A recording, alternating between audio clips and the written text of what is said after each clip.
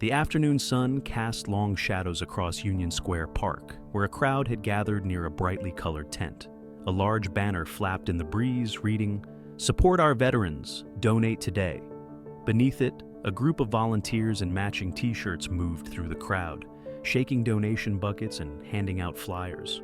From a distance, Daniel Briggs, a grizzled veteran in his late 60s, watched the scene unfold. His weathered face, marked by deep lines and a thick salt and pepper beard, showed no emotion, but his sharp, calculating eyes took in every detail: the banner, the buckets, the faces of the so-called volunteers.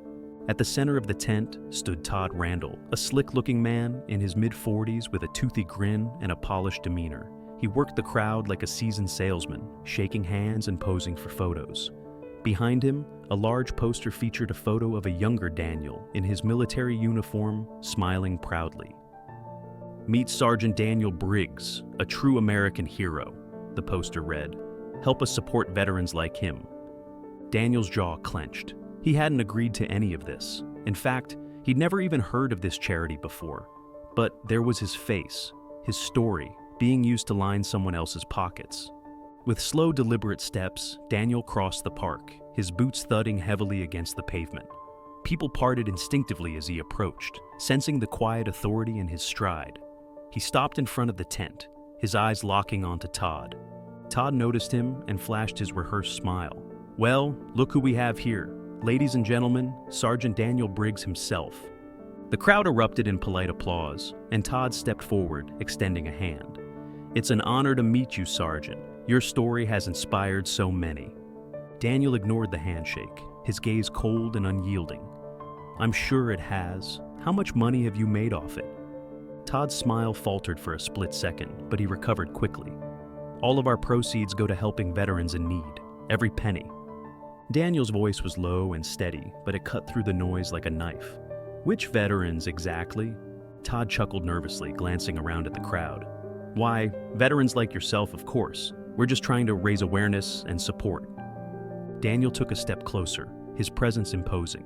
"Funny, I don't remember giving you permission to use my name, or my face." The crowd fell silent, the tension palpable. Todd's grin faded, replaced by a nervous twitch at the corner of his mouth. "Well, it's for a good cause. We assumed you'd be on board." Daniel's eyes narrowed. "You assumed wrong." Todd's gaze darted around, looking for a way out. "Look, Sergeant, let's not make a scene. We're on the same side here. We both want to help veterans." Daniel crossed his arms over his broad chest. "You think pocketing donations and using someone's name without consent helps veterans?" Todd stammered. I can explain." Daniel cut him off, his voice like steel.